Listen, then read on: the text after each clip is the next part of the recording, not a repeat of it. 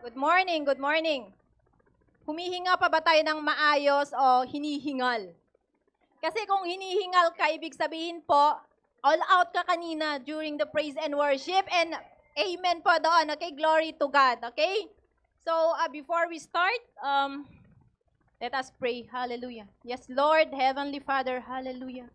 We continue, O God, to praise and to glorify your name, O God. We magnify your name, Lord. Hallelujah, hallelujah. Lord, we pray that you open, Lord, the hearts, mind, and understanding of each and every one of us, O God, para ma-digest namin, maunawaan, maisa ulo, maisa puso namin ang lahat ng aming maririnig, O God, sa araw na ito. Hallelujah.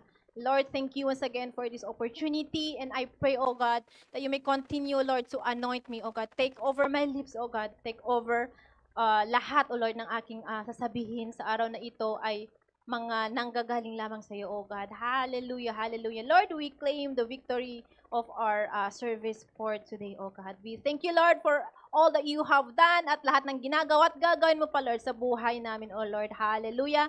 Sa iyo lamang binabalik ang mataas na papuri, pasasalamat at pagsamba in Jesus' mighty name. Amen. Hallelujah, hallelujah.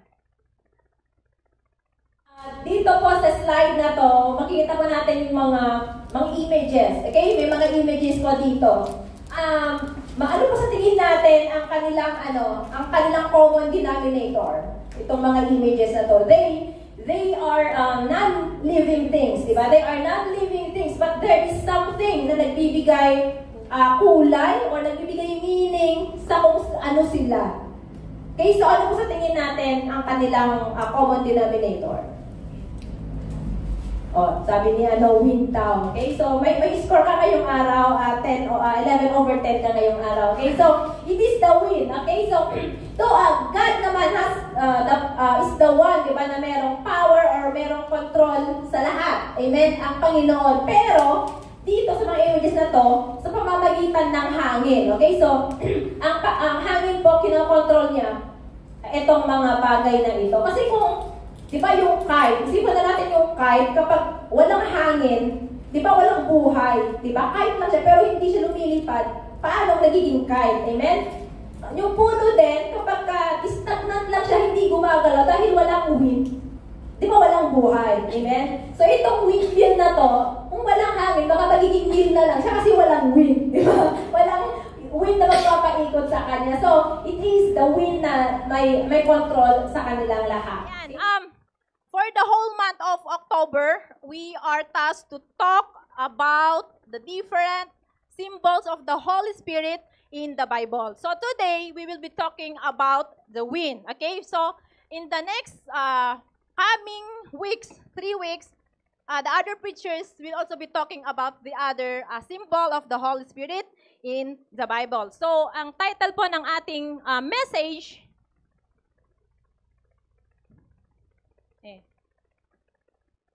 okay, the mighty wind of the Spirit.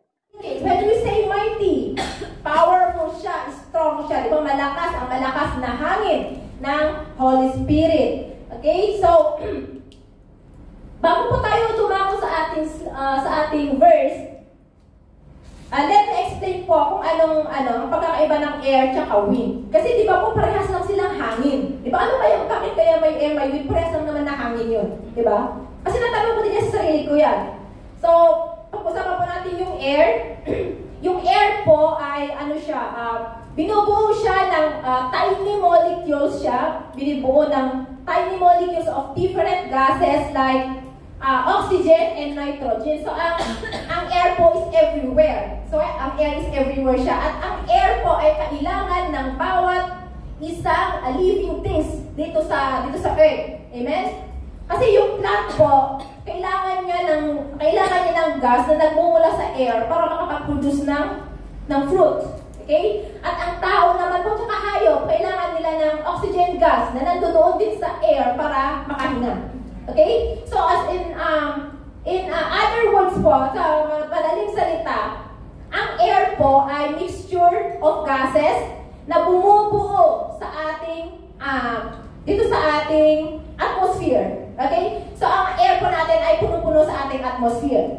So kapag ang air na yan na nasa atmosphere natin ay gagalaw dahil sa iba-ibang pressure, di ba? Sa atmosphere natin, yan ngayon ang tinatawag natin na wind. Okay? Kaya nga ang tawag sa wind is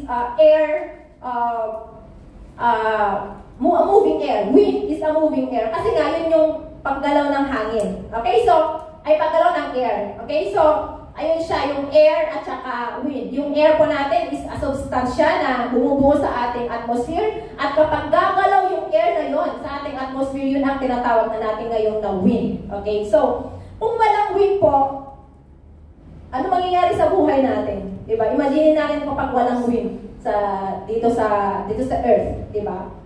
Okay, so, that's air and wind. At ngayon naman po, dumako tayo sa word na ruach and pneuma. Naririnig nyo na po ba yung mga words na to? Hindi pa, no? So, yung ruach is a Hebrew word and yung pneuma is a Greek word. So this concept behind these two words are similar and are used to denote, or they both stand the Spirit of God. Ruach is a Hebrew word, while pneuma is a Greek word. Okay, so ang Hebrew word na ruach po ay na-feature siya in some verses in the Old Testament. So it refers to the Spirit, but there's also a deep or more complex meaning other than the Spirit. Okay, it also talks about the wind or the breath. It talks about something na animated, yung nagbibigay buhay ba, ganon. So, like the image I've shown you earlier, nakikita natin yung, di ba, yung branches. Pag tumingin tayo sa labas, yung mga branches ng leaves, mga sumasayaw, di ba? Ang nagdadala dun sa animation na yun is yung ruach. Okay? Yung ruach na yun. So, kung nasa dagat naman tayo, nakita natin yung mga boat, yung mga ships na nagmo-move, it is the ruach that gives that movement sa boat or sa ship na yon. So, as the word pneuma naman, the word new from the word pneuma, it means to breath or blow. To breath or blow siya. And has also the basic meaning na air in motion or wind or breath. Na necessary siya sa buhay natin. So, it is used as the breath of life or the spirit. So in terms naman of in terms of words or languages, meron pang mga meaning yan sa kanila. Pero para lang maintindihan natin, madali nating maintindihan at ma-memorize, matandaan. Just take note that the Hebrew word ruach and the Greek word pneuma can both mean spirit, wind, and breath. Amen po? But just also take note na just because we see the word wind in the Bible doesn't automatically mean na nire-represent na niya ang Holy Spirit. Okay, kasi ang wind is ang meaning lang naman nun is literal lang na wind siya. Okay? But sometimes a wind can mean or it represents the Holy Spirit in the Bible.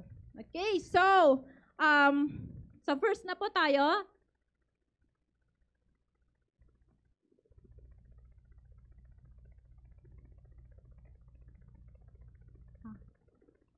Okay. So, ang verse po natin, in Acts 2, verses 1 to 2. So, sabi po dyan, when the day of the Pentecost came, they were all together in one place. And suddenly, there came a sound from heaven as of a rushing mighty wind, and it filled all the house where they were sitting. In other translation po, ginamit nila yung, instead na rushing mighty wind, ginamit nila yung violent wind or mighty rushing wind, violent rushing wind or mighty windstorm. So, katulad po ng hangin, the Holy Spirit comes suddenly and from seemingly nowhere. Na bigla na lang siyang dumadating, hindi natin alam kung kailan siya darating, di ba? Hindi naman natin din alam kung saan siya nanggagaling. So, umiikot siya, di ba, sa atmosphere natin and it changes everything. Okay, the Spirit, like the wind, moves everywhere He wants, and sometimes the unpredictable, hindi nga natin alam, hindi natin nakikita kung saan siya nanggagaling at kung kailan siya dumarating. So, the context of Acts 2:2 is the day of Pentecost, which was, di ba, yung Jewish festival na occurring 50 days after Passover. So, it was during that festival na the Holy Spirit was poured out on the disciples and na-empower sila to spread the message of the gospel to people of all nations. So, this significant because it fulfills yung prophecy ng Panginoon, yung promise ng Panginoon sa kanyang anak na darating yung Holy Spirit na mag-empower sa kanila and mag-guide sa kanyang followers. Yung sa, during the day of Pentecost, di ba, nung hindi pa nangyari itong kaganapan na to, wala pang power nung church na yon until the Holy Spirit breathed into that assembly. Nung narinig nila, di ba, yung loud na boom, ganun, dumating nag-explode siya doon sa room kung saan sila nag-gather, doon yung power ng Panginoon ay naibahagi doon sa mga 120 disciples na nandoon nung time na yon. Okay, and na-empower sila at meron na silang na-fulfill nga yung pag-launch ng Christian church. Di ba, nung time na yon, na-launch ang Christian church, and yun yung beginning na spread nila yung gospel. So it symbolizes the divine presence and power that filled the disciples na enable them to fulfill their mission. And ano nga ulit yung mission nila? To launch the Christian church. Okay, so this also serves as a reminder of the continuing works of the Holy Spirit in the lives of believers and the ongoing spread of the gospel message. So, katulad po ng hangin, 'di ba, yung nagmo-move nga yung mga ships, na-empower yung mga engine, 'di ba, yung mga windmill umiikot sila, 'di ba? And nadi-disperse yung pollution from the earth. Ang Holy Spirit, pag nag-move siya nung day of Pentecost na yon, He released power na is strong enough to empower those 120 disciples nung time na yon. Okay? And na-empower sila into a mighty force of God. Okay, so since wind po ang topic natin, paano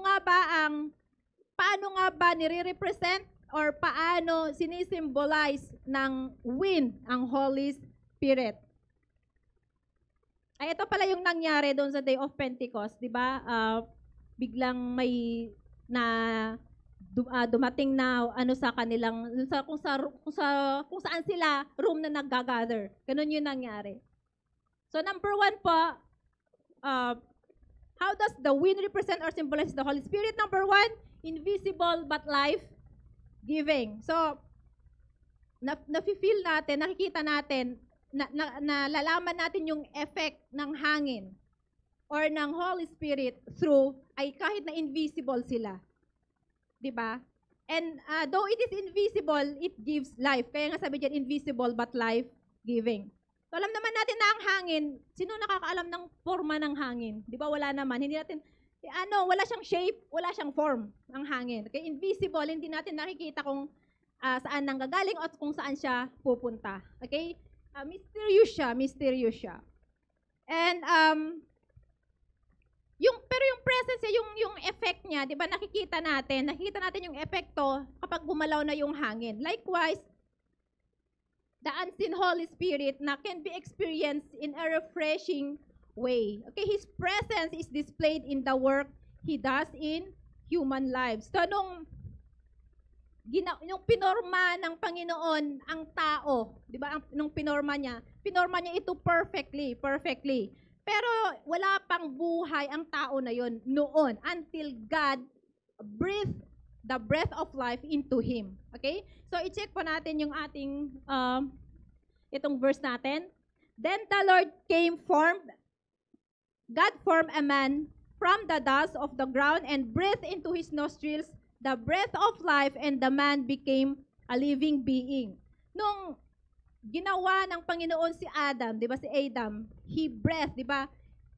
He breathed into Adam's nostrils at kaya siya naging tao, naging living creator, di ba? Creature.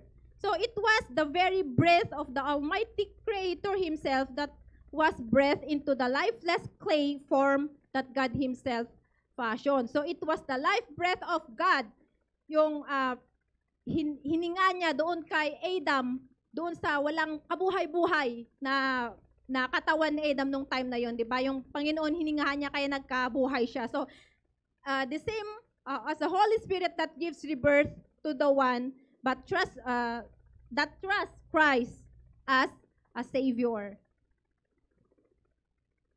So sa Ezekiel 37:10 naman, sabi dito, so I prophesied as He commanded me, and the breath came into him, and they lived and stood up their feet, an exceeding great army. Ito, di ba, yung spirit dinala niya si Ezekiel doon sa valley na punong-puno siya ng dry bones. Yung valley, yung mga yan, yung mga bones na yan. Ayan, and then God asked Ezekiel, sabi niya, do you think these bones can live? Sabi ni Ezekiel, ikaw lang nakakaalam diyan, sovereign Lord, sabi niya. And sabi niya, sige mag-prophesy ka. Sabi niya, mag-prophesy ka, sabihin mo sa mga bones na to na pakinggan nila ang salita ng Panginoon, na ang Panginoon ay bibigyan sila ng buhay. Ipag-connect niya yung mga bones na nagkawatak-watak na yon, bibigyan niya ng laman at kakabaran niya ng skin. So, Ezekiel did what God has commanded him. So, nabuo nga yung mga bones na yon, pero wala pang buhay. Sabi ng Panginoon, mag-prophesy ka ulit, nabigyan sila ng buhay. So, nag-prophesy nga siya, then narinig ni Ezekiel yung mga sound, di ba, na mga sound, na ganyan. Diba yung tumayo, imaginin mo daw yung mga kalansay, magkabubuong ganyan, so biglang tatayo, naging tao. Amen? So, amazing work of God, di ba? So, yun ang nagagawa ng Holy Spirit, yan ang nagagawa ng breath of God, yan ang nagagawa ng ruah and pneuma. Okay? So, it takes all the wind that bring revival in our lives. So, God can restore and bring together what has been torn into pieces and scattered. So, like the valley of dry bones, it doesn't matter how messed up your life is. It doesn't matter kung gaano kaliit, pira-piraso ka na alam mo yun, na scatter yung buhay mo. Diba? Ang Panginoon, it all must come together when the wind of God blows, because it heals everywhere it blows. Okay? So kahit na nakawatak-watak ang buhay mo, kapatid, andyan ang ating Panginoon para ganun ang gawin. Yung mga buto-buto ang dry na yan, dikit-dikit niya, naging tao ulit sila. Ikaw pa kayang buhay na buhay. Amen? And Job mentions the same breath of life as that which keeps him alive. Sabi ni Job, as long as my breath is in me and the Spirit of God is in my nostrils. Sabi niya. So long the oath of God would be upon him. Sinisiguro niya, sinuswear niya sa kanyang sarili na as long as I have a bit of life, as long as God allows me to, or enable me to breathe. Sabi niya, di ba? Kahit na konting katin na basta humihinga siya, sinisiguro niya, tinitiyak niya sa kanyang sarili. And the Spirit of God is in my nostrils. Sabi niya, it signifies the same thing. The breath of man is His Spirit, and this is of God, the Father of Spirit. So, He first breathed into man the breath of life. And he became the living soul or spirit. It is He that gives life and breath to every man. So, lahat naman tayo, ang buhay natin nanggagaling sa Panginoon. Amen? So, this is a declaration. Di ba yung mariin talagang sinabi ni Job na mariin niyang dinedeclare na yung katapatan niya na kahit hanggang sa kahuli-huli ang hininga niya. Diba? Ina-acknowledge niya na ang kanyang buhay, ang kanyang hininga ay nanggagaling sa Panginoon. Okay? So, yung friend naman ni Job, kasi itong Job na to, diba, alam naman natin nangyari kay Job, diba? Yung pinagdahanan niya sa buhay. Kaya itong mga to sinasabi niya. And yung si Elihu naman na friend niya, Elihu yung younger friend niya. Meron siyang three friends eh. Yung may three friends siya, si Eliphaz, si Bildad, and si Zophar. So si Elihu, lumabas siya lately na lang, on the later part of yung book of Job. Sabi niya, "For the Spirit of God has made me, and the breath of the Almighty gives me life." Sabi niya, hindi tulad nung tatlo si Elihu, medyo kakaiba yung approach niya, kakaiba yung pakikipag-usap niya kay Job. Na kiniklaim niya na merong wisdom yung salita niya, inspired by the Spirit of God. Nakikipag-argue siya na ang Panginoon ay nakikipag-communicate sa atin in many ways. Through dreams or visions or even yung suffering natin, nakikipag-communicate sa atin ang Panginoon. So, ang goal po dito ni Elihu is to show that God is just. Just po ang ating Panginoon na kahit tayong mga tao, hindi natin naiintindihan kung paano siya gumalaw sa buhay natin. Amen? And itong verse na to, si Elihu, ini-emphasize niya na the Spirit of God who gives life and the Spirit of God gives life and sustains it. Okay? And this serves as a reminder that Job that every human being, including himself, is created and sustained by God's Spirit. And Elihu's point is that Job should trust in God's wisdom and power because He is the very source of life. Yung sabi dyan na the Spirit of God has made me. Ito hina-highlight niya yung creation ng tao ay hindi po iyon aksidente lamang. Okay? Intention po yan ng Panginoon na gawin ang tao. Intention, so hindi po tayo aksidente lang na ginawa ng Panginoon. Intention niya ng Panginoon na gawin tayo. And every part of who we are is designed. And yung si God mismo ang pumorma sa atin. Kaya ka magreklamo kapatid kung ganyan ang mukha mo. Kasi ang Panginoon mismo pumorma sa'yo. Amen? Ayan. And the breath of the Almighty, the second line, gives me life, sabi niya. So, this part naman is more profound. Okay? Yung kanina sa Genesis 2:7, we have read that God breathed life into Adam, di ba? Turning him from the dust into a living being. So, sa Job naman, we see that the continuation of that theme. Our lives are sustained and continually renewed by God's breath. Okay, so, yung reminder, yung si Elihu naman, yung reminder ni Elihu, di ba, serves as a wake-up call sa ating lahat. Na whether we are facing trials like Job, or just simply going through daily life, it is easy na nakakalimutan natin yung very breath sa lungs natin is a gift from God, di ba? Each day, kailangan, opportunity natin yun, i-recognize yung buhay natin at kung ano ang purpose na darating sa buhay natin kasi iyon ay directly from God. Okay? Yung purpose ng buhay natin, directly from God yan. Okay? So, kailangan, every day is an opportunity for us to recognize that one. Okay? So, this verse also calls us to trust in God's sustaining power. So, minsan nakaka-feel tayo ng weary or na-discourage tayo or uncertain, hindi natin alam kung anong gagawin. Diba? We can find strength in knowing that the same God na nagbigay sa atin ng buhay ay ang the same God na sasama sa atin sa anuman na pinagdadaanan natin. Amen? So, He has not abandoned us. His breath is with us even now, renewing us daily. Okay? So, tayo, di ba, kung merong isang bagay na, di ba, napaproud tayo or nire-recognize natin, hindi natin makakalimutan, ay yung kung saan tayo, kung saan ang pinanggalingan natin. Di ba? Yung pinanggalingan natin.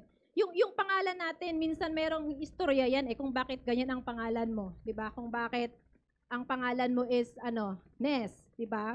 At or kung saan ka galing, kung saang lugar ka galing, proud ka at hindi mo 'yun makakalimutan, 'di ba? Ako, I am a proud FBI. FBI? Ano bang FBI? Full-blooded Igorot. Full-blooded Igorot ako at ako, proud ako nun. Okay? Kahit na sinasabi nila na may buntot ang mga Igorot, wala naman akong buntot, nakita nyo naman. Si Sis Lani, may buntot ka ba? Ayan, Sis Lani, wala din naman siyang buntot, di ba? Igorot din yan. Ayan. So, kahit kayo din, di ba? Proud ka na Ilocano ka. Proud ka na Bisaya ka. Proud ka na taga Mindanao ka. Amen? Pero how often na nire-recognize kaya natin yung totoong pinanggalingan natin? Di ba? Kung sino yung nagbigay sa atin ng buhay, kung bakit tayo humihinga, paano natin natin kadalas i-recognize siya. Amen? Yung idea ng breath ay mahalaga siya sa human experience. So, hindi tayo nabubuhay without a breath of life. Okay? So, meron yung kanta na yung Great Are You Lord by All Sons and Daughters. Yung meron line doon na it talks about the breath inhabits, naninirahan, ino-occupy niya yung lungs natin. So we pour our praise with the same breath as He gives us. Sabi niya doon, it's your breath in our lungs. It's your breath in our lungs. So we pour out our praise. We pour out our praise. It's your breath in our lungs. So we pour out our praise to you only. So, our Almighty God gave our breath, so we have to praise Him the same. Okay, sing all out. Kasi, huwag kang mahiya kapatid, kapag nagpe-praise tayo, huwag kang mahiya kasi minsan tayo ang gumagalaw lang yung bibig, tapos yung mata na nakatingin dito. Na kahit na sa praise tayo na, ano ba yung kinakanta natin sa praise kanina? Celebrate Jesus, mga kasama mo na, ipakita mo naman nagpe-praise ka na, ipakita mo naman na excited ka, na may joy ka na mag-praise and worship sa Panginoon. Huwag mong, huwag kang mahiya sa kasama mo, sa katabi mo, kasi ganun din siya, nag-all out siya sa pag-worship sa ating Panginoon. Amen? Kasi ang hininga natin ay nanggagaling sa pinanggamitin natin yan, hininga na yan para sa Kanya. Amen? Huwag lang yung, tsaka ka lang halos maputulan ng ugat sa leeg kapag nagkakumakanta ka sa videoke. Tapos ang kinakanta mo pa doon, yung banal na aso, santong kabayo, natatawa ka pa, hihihihi. Ganun, isisingit ko lang mga kapatid. We are Christians, okay? It's not wrong naman to sing non-Christian songs, but we have to be careful. Okay? We have to be selective. We have to know and understand the lyrics of the song first bago natin siya kantahin. Amen? Lalong-lalo na naman kung ang song na yun is labeled as explicit, huwag na natin siyang kakantahin. Hindi porket narinig mo yung beat, maganda siya, kakantahin mo siya. Ang ginagawa ko pag may narinig ako magandang beat, inaalam ko yung title, search ko yung lyrics. Okay? So, hindi lang sa kanta na kinakanta natin. Pati yung mga kanta na ginagamit natin as a background music sa ating mga reels, sa ating mga My Day, sa IG stories. Hindi, porket nagustuhan mo yung beat, gagamitin mo na siya. Okay? Kasi once na ginamit mo siya, ibig sabihin, gusto mo yung lyrics ng kanta, naiintindihan mo siya, nire-relay mo sa mga viewers mo, sa audience mo, ang ibig sabihin ng kanta. Amen? So, we have to be careful mga kapatid. Okay? Alamin muna natin ang lyrics. Libre naman sa internet. May free data naman tayo, i-google mo yung lyrics bago mo gamitin yung kanta. Alamin mo yung title, i-search mo yung lyrics. Okay? Okay, so, that's number 1. Number 2 na po tayo. Saan na ako? Okay. Number 2 is a discernible wind blowing. So, nanonotice, di ba, though it is invisible nga, di ba, nanonotice, nakikita natin, nawawari natin kapag yung hangin ay gumalaw na siya. Amen? So, the wind makes things move, and if we can learn to discern where it blows, we can work with with the wind.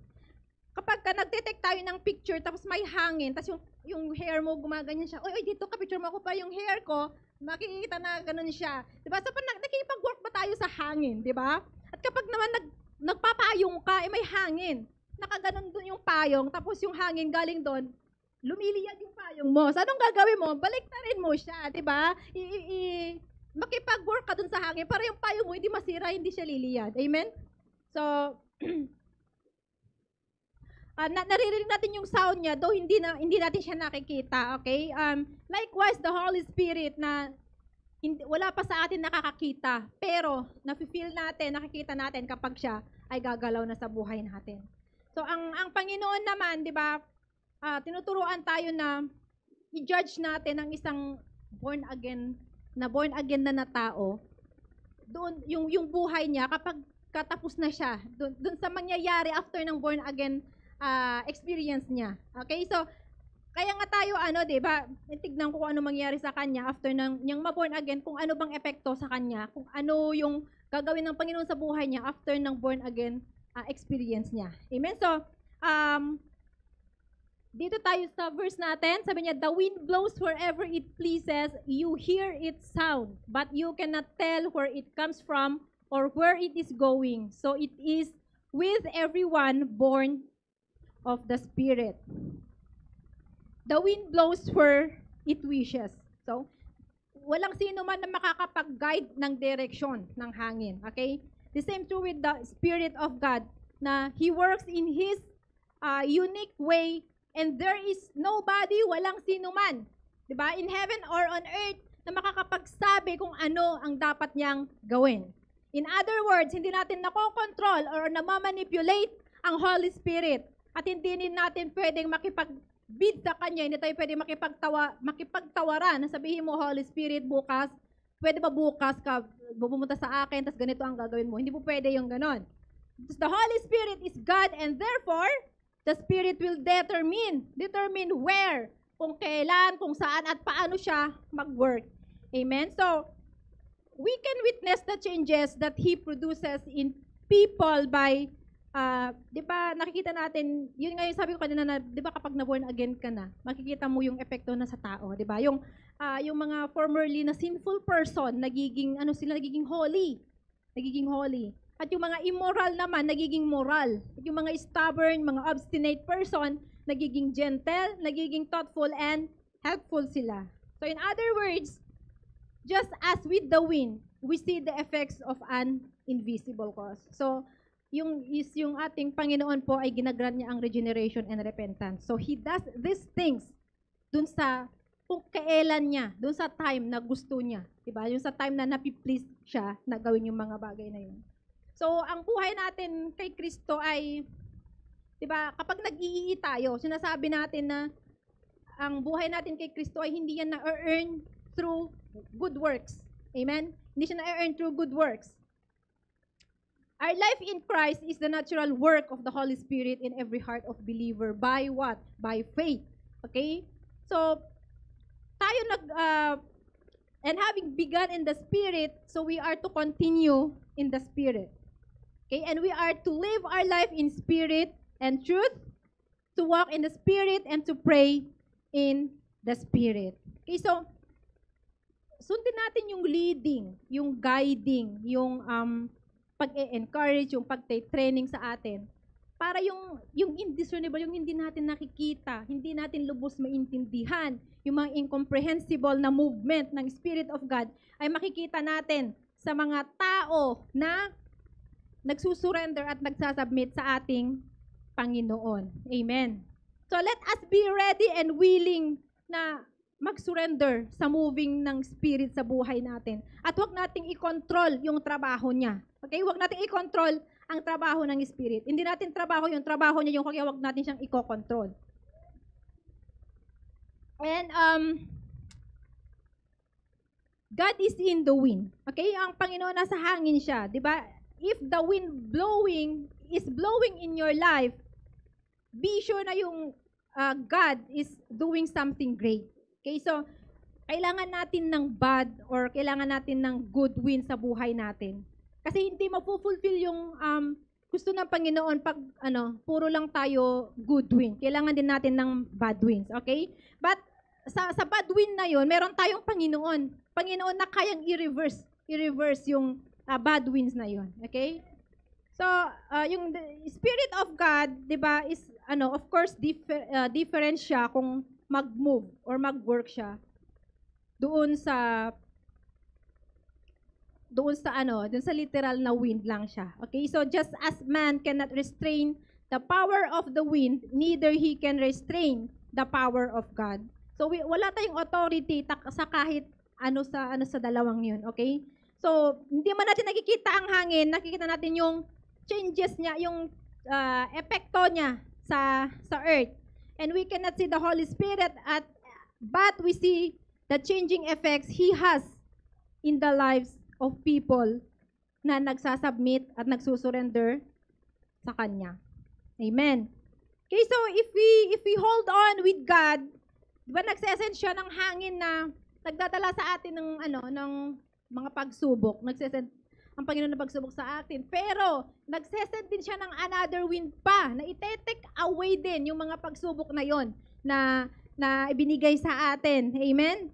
So andito tayo ngayon knowing that God controls the wind in His fist. Nakokontrol ng Panginoon sa kanyang kamay ang hangin, di ba? So, nire-reverse niya ang hangin. At kung nandito ka ngayon, nire-reverse ng Panginoon ang hangin dito sa church na ito, sa hapon na ito. Amen? So,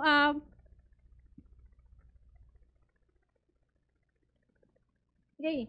I cannot change the direction of the wind, but I can adjust my sails to always reach my destination. This is more on yung sa pagpapayaman natin. Pero pwede natin i-connect sa topic natin kasi hindi naman talaga nakokontrol ang direction ng hangin. Hindi rin natin nakokontrol kung ano ang ginagawa ng Holy Spirit. Amen? At ano ba ang destination natin? Ano ba ang gusto nating destination? Di ba? Sa heaven. Di ba? So, hindi natin siya nakokontrol. Ang gagawin natin, sumunod tayo. Di ba? Mag-a-adjust tayo. Sundin natin ang direction niya para ma-reach natin ang ating destination. So, itong quote na to is more on, yung prosperity, pero i-connect naman natin sa ating topic.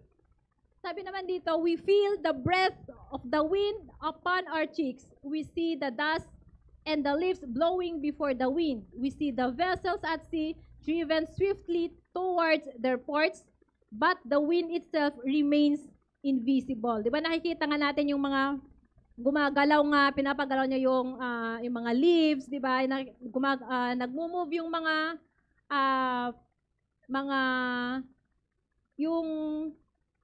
mga ship kasi nga dahil sa hangin, di ba? Nakikita lang natin yung galaw niya, though he is invisible. Yung Holy Spirit at yung hangin is invisible siya. So just so with the Spirit, we feel His breath upon our souls. We see the mighty things He does, but Himself we do not see. He is invisible, but He is real. And totoo siya at nakikita natin ang ginagawa niya sa buhay natin. Okay? So, number 3 na po tayo, an irresistible power revealing. So, yung hindi natin mariresist yung pag-reveal ng power ng Holy Spirit, ng Panginoon. Okay, so, yung wind po is very powerful siya. Diba? Nakikita natin yan kapag diba, yung wind whips up, nakikita natin. And the same manner, pag yung Holy Spirit is nagwo-work siya, His powerful will in the lives of people, nakita natin yung resulta. Nakita natin yung resulta kapag ang isang tao ay puspos ng banal na spirito. Amen? So, yung wind po is a powerful force.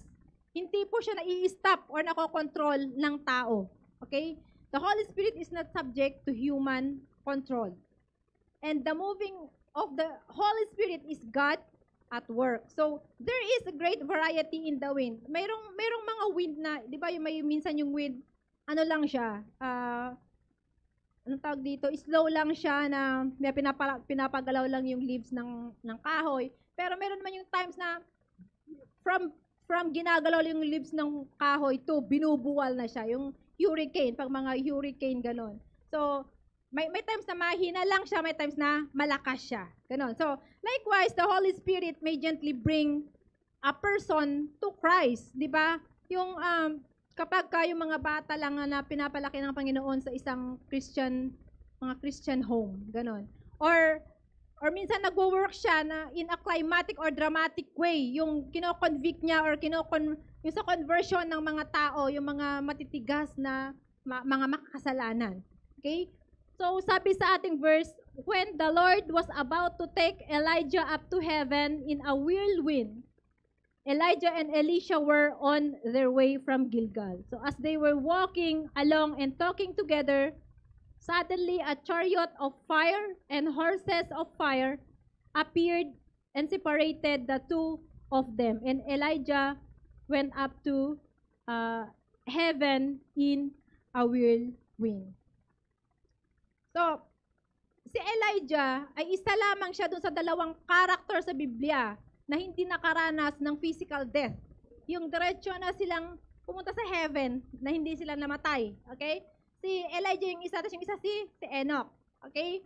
So, di ba si Elijah and si Elisha, naglalakad sila, tapos biglang merong chariot of fire and horses of fire na bumulaga sa kanilang harapan.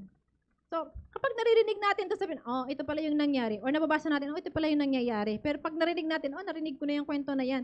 Pero isipin mo daw ang tape, di ba? Ikaw, uuwi ka after ng day off mo. Di ba, may kasama ka, nagmamarisan kayo, tapos biglang may tumambad sa harapan nyo na chariots of fire, horses of fire, di ba? Tapos biglang yung kasama mo, dinala sa langit, di ba? Anong gagawin mo, di ba? Isn't that amazing na work ng Panginoon? Mapapamangha ka na lang, di ba? Kung ako si Elisha, napanganga na lang ako nun eh. Kasi, anong nangyari? Ganyan. Ikaw ba naman yung kasama mo biglang dadalhin doon sa langit, di ba? Para maintindihan natin, ito si ayan. O, di ba? Babay pa sa'yo yung kasama mo. O, ito yung cloak niya na hulog pinulot ni Elisha. Pag makikita natin yung panot si Elisha yan. Ayan. So, yung whirlwind na yun ang nagdala kay Elijah sa taas, di ba? Yun yung symbol of the divine and supernatural work of God, di ba? Nakakamangha yung gano'n, hindi ka namatay dito sa lupa, bigla kang dinala sa hangin. So, yung whirlwind ang nagdala sa kanya, sa langit. Okay? So, itong whirlwind na to sa Biblia ay ina-associate often sa presence and power of God. Inilalarawan nito yung makapangyarihan at unstoppable forces, diba, that can bring about radical change and divine intervention ng Panginoon. Okay, in the context, itong whirlwind na to ang ginamit, nag-serve na vehicle ni Elijah para matransport siya sa heaven. Okay? Hindi naman siya lumipad, sa ipo-ipo siya dinala sa heaven. Okay? Affirming and declaring yung extraordinary nature ng kanyang departure. Amen? So, sana all ganun kay Elijah na bigla ka nang wala kang kamatayan sa mundo. Okay? So, sa Ezekiel 1-4 naman,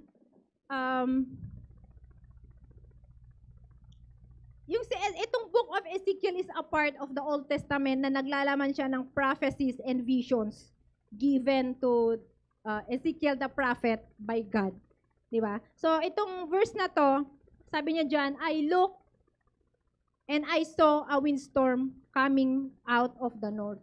An immense cloud with flashing lightning and surrounded by brilliant light.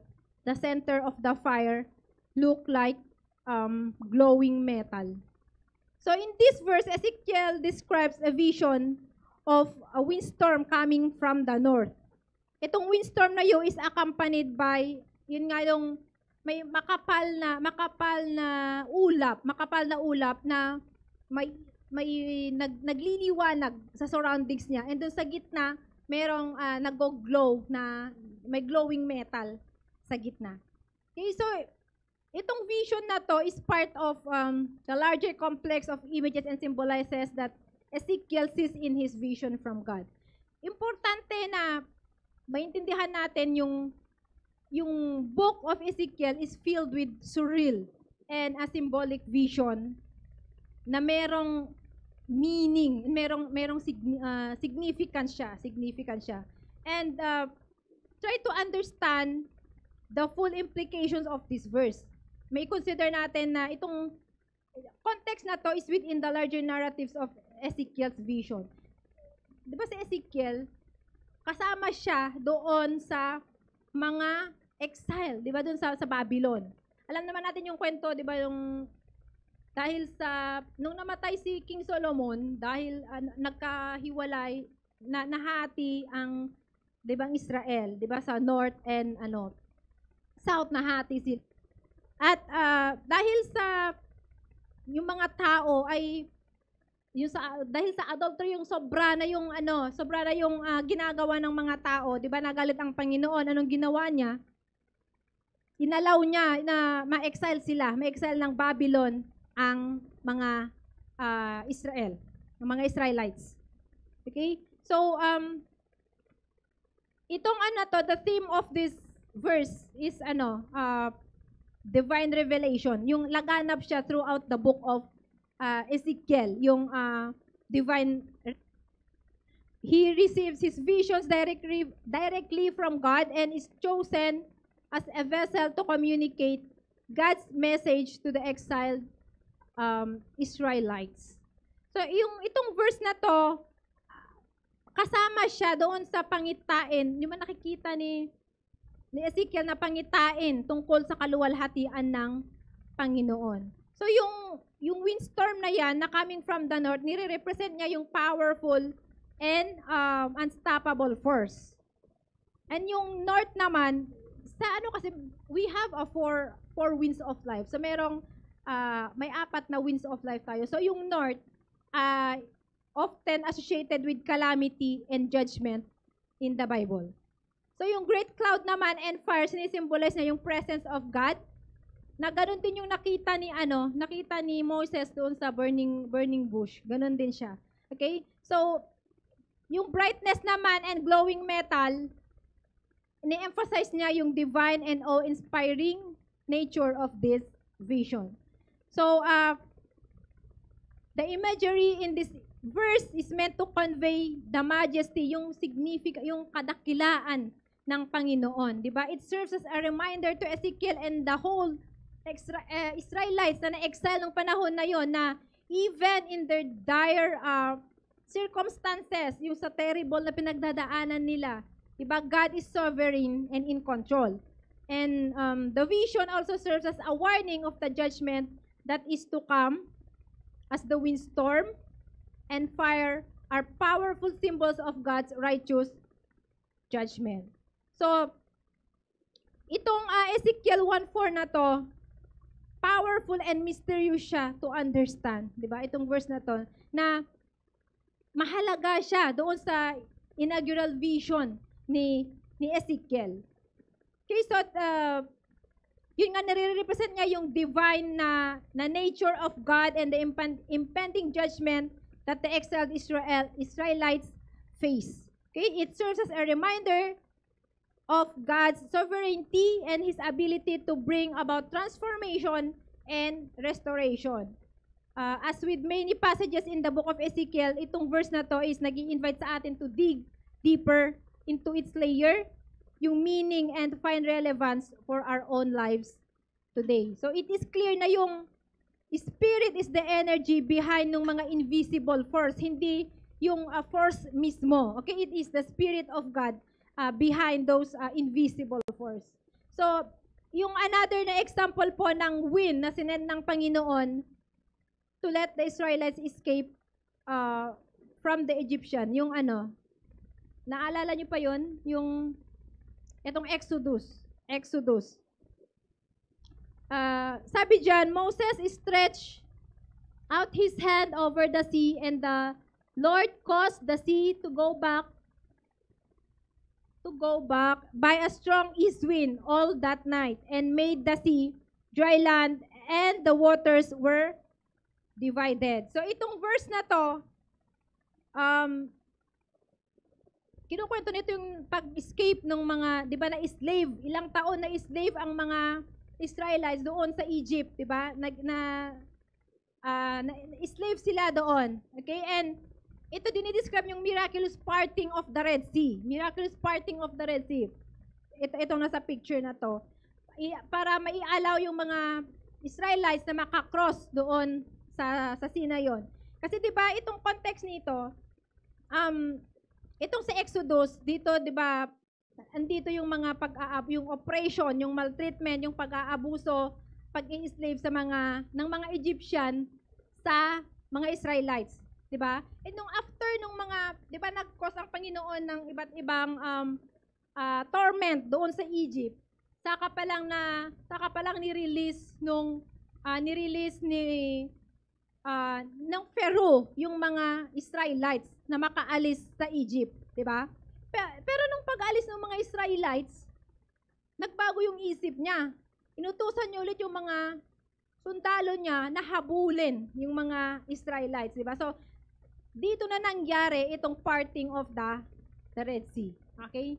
So hinati nga ng, di ba, inano ni Moses yung kamay niya, ni-stretch niya yung kamay niya, nahati yung Red Sea at nag-cross sila. So, the theme of deliverance is, deliverance yung central ng verse na to. So, the Israelites were facing a seemingly unconquerable obstacle. Yung Red Sea, yung obstacle na yon. Pero, nagbablock sa kanilang path to freedom. Pero yung Panginoon, nag-intervene siya, nakialam siya doon sa nangyari sa kanila, and doon niya pinakita, 'di ba, yung kung gaano siya ka-powerful, 'di ba? And sa dramatic way, 'di ba, in supernaturally parting the waters and providing a safe passage for his people. So, sinisimbolize ng event na to yung faithfulness and ability ng Panginoon to rescue his people from even the most dire circumstances sa buhay nila. Okay, ganun din sa atin hanggang ngayon na kahit sa gaano man, di ba yung hindi mo ma-imagine kung paano mo malulusutan yung problema man nun, pero ang Panginoon, nandiyan siya natutulong sa atin. So, the symbolism of the parting of the Red Sea carries deep significance. Okay? It serves as a powerful symbol of liberation and freedom, as the Israelites were set free from the bondage in Egypt and began their journey to the promised land. So this verse continue to inspire and encourage yung mga believers ngayon, tayo ngayon, di ba? Reminding us na ang Panginoon, capable siya na i-overcome yung kahit na anong obstacle, and i-fulfill niya yung promise niya sa atin na deliverance and salvation. Okay, so through Moses, ngayong obedience ni Moses na pag-stretch niya ng kanyang kamay, dahil sa obedience niya sa Panginoon at nung pag-stretch niya ng kanyang kamay, yung strong east wind nag-cause ng water para ma-divide yung Red Sea. Diba? So, transforming the fearful obstacle into a pathway of deliverance. So, this act not only demonstrated God's power over nature, but also reassured the Israelites of His presence during the most dire moment. So, ang Panginoon, ginagamit niya yung stormy winds of adversity for our own good. Okay, for our good. So, sometimes, destructive winds can prepare you for massive and incredible blessings. Okay, so, kahit na, di ba, masamang hangin yung dumapo sa atin, pero, alam naman natin ang Panginoon pag siya gumalaw, di ba? Na may plano siya, may purpose siya sa buhay niya. Inaalaw niya na mangyari ang ganito, kapalit ng ganito. Amen? Ganon. And the trials that were meant to destroy you, yun nga na, yung akala mo na dinedestroy ka dun ng, yung hangin na dumapo sa'yo na katapusan mo na. Pero yun pala yung umpisa pa lang. Okay? Umpisa pa lang ng kaluwalhatian ng Panginoon sa buhay mo. Okay? So, let us learn to trust the storms that God allows sa buhay natin. Okay, so, itong hangin, di ba topic natin is hangin, aso siya, maganda siyang word to describe the power of the Holy Spirit. Okay, change happens when the winds blow. Kapag, di ba, pag walang hangin, stagnan lang yung isang bagay. Pero pag ang hangin nag-blow, makikita mo yung movement niya, di ba? And when the Holy Spirit moves, He brings change, katulad din ng hangin. Okay, so energy is produced by the wind, and when the Holy Spirit moves in this manner, He supplies supernatural energy. He empowers us to do what we could not naturally do on our own. Meron akong nabasa, napanood, sabi niya doon sa video, alam mo ba na pwede mong you can cause the wind to blow. Paano? Paano daw? Una, you have to have a high pressure area up in the heavens. And you have to have a low pressure area down here. Okay, kasi ang mangyayari, out of the low pressure area, there comes heat. Okay? And yung heat na yon, yung aakyat sa taas na magdadala ng hangin na mag-move sa cycle na yon. Okay, so in other words, kailangan nating maintindihan na kapag nasa low pressure area tayo ng buhay natin, kailangan nating mag-heat up. Kailangan nating mag-heat up sa ating panalangin. Kailangan nating mag-heat up sa ating praise. Okay? So ano bang gagawin natin kapag nasa low and under pressure tayo? Yun, kailangan nating mag-heat up. Okay? Because kung gusto mo na yung wind ay darating sa buhay mo, it's going to take some heat muna sa low pressure. Okay? So, ikaw ba kapatid, sa oras na ito, ay na-touch ka ng Spirit of God? At yung breath niya sa buhay mo, di ba? Para ma-receive mo yung Holy Spirit. Ma-receive mo si Jesus Christ as your Lord and Savior. Di ba, binigyan niya tayo ng buhay, di ba? Binigyan tayo ng buhay and para ma-receive natin ang Panginoon, si Jesus Christ as our Lord and Savior. At nag-commit ka na ba? Kinumit mo na ba ang buhay mo sa Panginoon? Amen. Ay, so hindi pa lahat nag-commit sa ating Panginoon, di ba? Hindi pa lahat.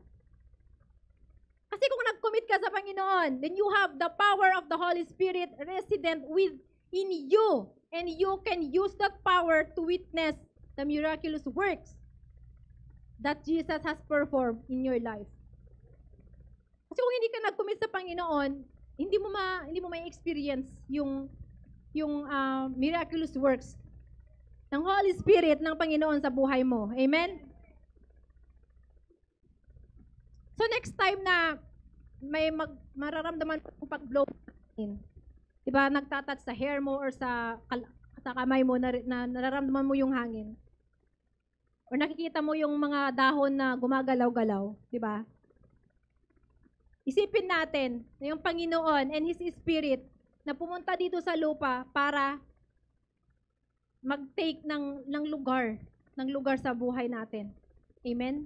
Mag-take ng residence sa puso mo at sa puso ko. Let the wonder of God's creation remind us to give praise to Him for His wonderful works to the children of men. And so, tulad ng sabi natin kanina, every day is an opportunity para i-recognize natin, di ba? I-recognize natin ang Panginoon na pinanggalingan natin na nagbigay sa atin ng buhay na hinihinga natin. So, kasi kung wala naman ang Panginoon, wala tayo ngayon, di ba? Kung wala yung breath na binuga niya kay Adam, na ating magulang wala naman tayo ngayon, hindi tayo humihinga ngayon. Amen? Without the Spirit of God, we can do nothing. Sino bang makakapaggawa ng bagay na walang Holy Spirit? 'Di ba, sana all, 'di ba? Pero hindi.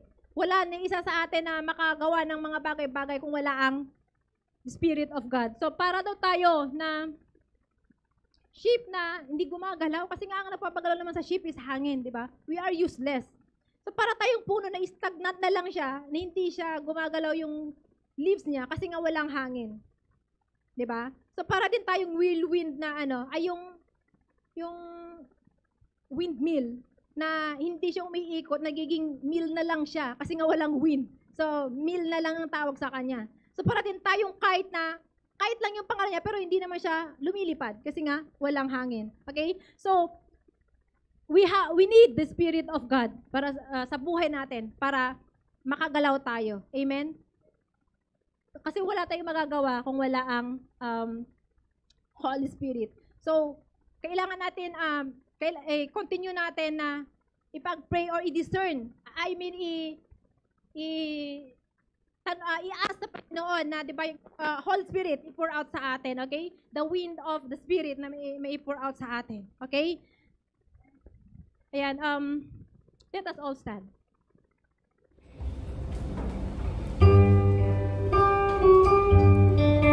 Hallelujah, hallelujah, Jesus.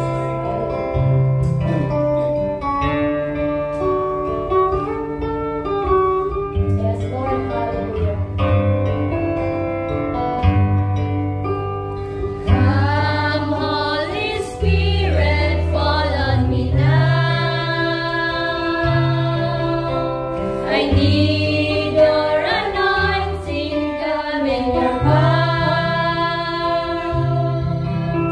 I love you, Holy Spirit, you're captivating my soul. And every day I grow to love you more. Come, Holy Spirit, fall on me now. I need your anointing, come in your power. I love you, Holy Spirit, you're captivating my soul. And every day I grow to love you more. I'm waiting for your heart. You hold my life in your hands, drawing me closer to you. I feel your power in you. Nothing compares to this place where I can see you face to face. I worship you in spirit and truth. I'm reaching for your heart. I'm reaching for your heart. You hold my life in your hands, drawing me closer to you. I feel your power in you.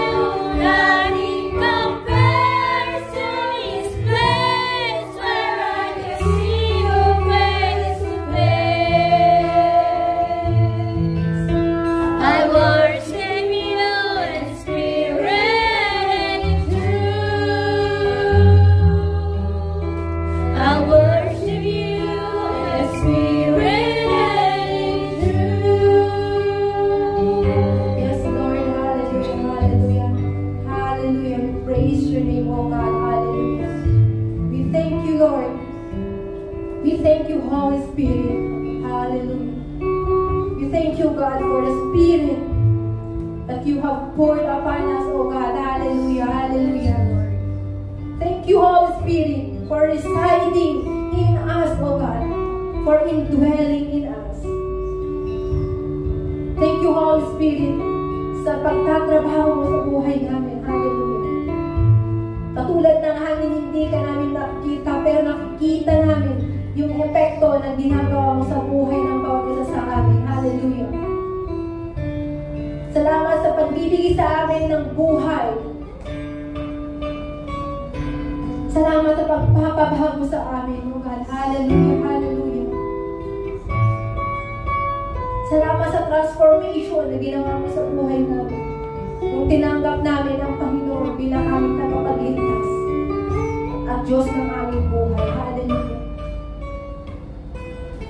Salamat, Holy Spirit, sa pagbalik mo sa lupa ng isang kasama namin na nakatira sa amin, na naninirahan sa amin. Hallelujah, hallelujah. We thank you, God, for the times na nagdadala ka ng hangin sa buhay namin. Yung bad winds, o God, na nagdadala ng torment sa amin. But you sent another wind para i-cast away yung mga torments na yun, yung mga pagsubok ngayon na aming pinagdadaanan sa buhay. Hallelujah. We thank you, Lord, sa mga pagsubok kasi dahil sa mga nasusubok ang aming paniniwala, pananampalataya sa iyo. Hallelujah.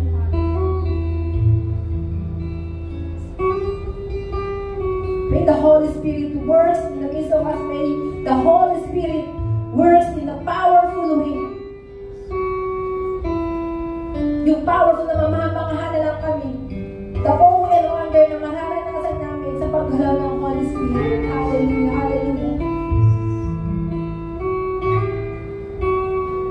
Mga kapatid, ipagpatuloy natin desire yung Holy Spirit na mag-work sa atin. The Holy Spirit is already indwelling in us. Pero kung hindi pa natin na-experience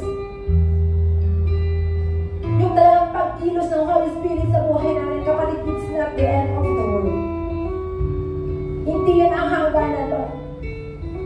Let's continue to pray. Ipagpatuloy natin na yung Holy Spirit, katulad ng hangin, na hindi natin nakikita pero kumikilos sa buhay natin. Pag-pray natin, nakikilos ang Holy Spirit sa buhay natin. At kapag mangyari yun, alam natin na ang Panginoon gumagalaw siya. God is at work.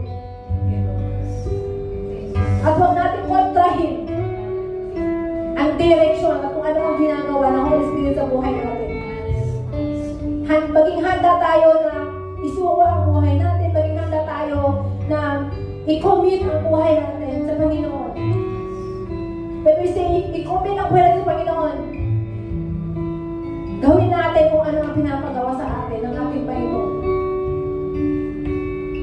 Maging involved tayo sa mga bagay na pinapagawa sa atin ng Panginoon.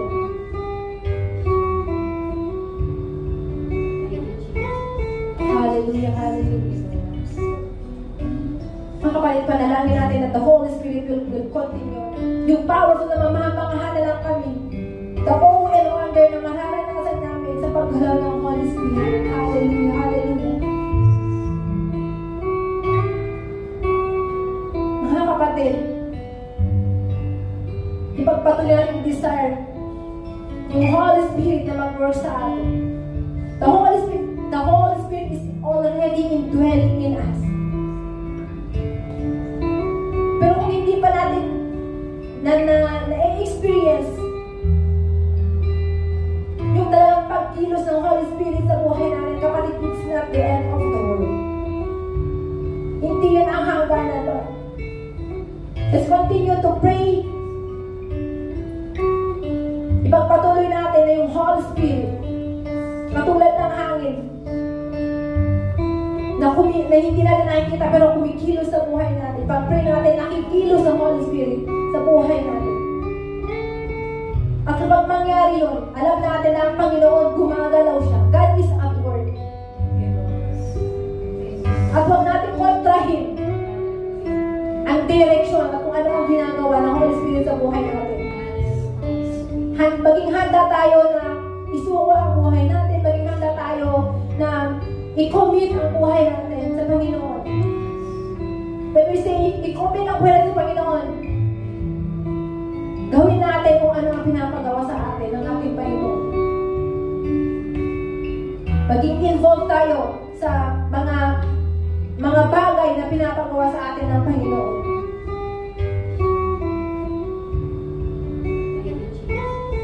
Hallelujah, hallelujah. Mga kapatid, panalangin natin that the Holy Spirit will continue na ma-pour out sa atin by our God. Hallelujah. Our Almighty God. Hallelujah. Lord, we pray, O God, hallelujah, hallelujah, that the Holy Spirit will pour out, O God, in each and every one of us. We believe, O God, na kung nagawa mo yun ng panahon ng Pentecost, the day of the Pentecost, kung nagawa mo yun sa mga 20 disciples na nandun sa room na yun, ng mga panahon na yun, and in-empower mo sila, we believe that this same Holy Spirit, may ipupur out mo siya sa amin, O God. Hallelujah, hallelujah. At may empower kami to do the things na akala namin hindi namin magagawa. The impossible things na magiging possible. The Holy Spirit. Hallelujah, hallelujah. Lord, hear the prayer of your people, O God. Hallelujah. Let your Holy Spirit continue to work in the midst of us. Pakita mo pa, Lord, kung hindi mo pa namin nakikita yung trabaho ng Holy Spirit, O God. Hallelujah. And we pray, O Lord, na ikaw ang mag-guide sa amin, ikaw ang sumama sa amin, ikaw ang tutulong sa amin para kami ay makipag-work sa Holy Spirit and not to control His work, but to work with the Holy Spirit and to submit to Him. Hallelujah, hallelujah. Mag-submit kami sa trabaho ng Holy Spirit, sa ginagawa ng Holy Spirit sa buhay namin. Hallelujah. Hallelujah. Tunay nga, O Diyos, na hindi namin nakikita yung hindi namin makokontrol, hindi namin mai-stop yung pag-reveal ng power ng Holy Spirit sa buhay natin. And thank you, O God, for allowing the Holy Spirit, Lord, na magtrabaho sa buhay ng bawat isa sa amin. Hallelujah, hallelujah. We thank you, God, for your miraculous works. We thank you, God, for everything na ginagawa mo sa buhay namin. Yung pag-reverse mo na meron mang dumadating sa amin na bad news, O God, nire-reverse mo, O God, yung situation, O God. Hallelujah, hallelujah. And we believe sa mga oras na ito, Lord, na lahat ng may nagdadaanan namin sa buhay, Lord, ay ikakas away mo, O God. Hallelujah. May your Holy Spirit cast away all the burdens na meron kami sa mga oras na ito. Lahat ng mga dinaramdam namin, mga sama ng loob, lahat ng mabitigan namin damdamin sa mga oras na ito. Kung meron na kaming pinagdadaanan, may mga nangyayari sa pamilya namin sa Pilipinas at daladala namin sa oras na ito, Lord, we pray that the Holy Spirit will cast away all those burdens, O God, na dinaramdam namin, na nasa puso namin sa mga oras na ito. Hallelujah.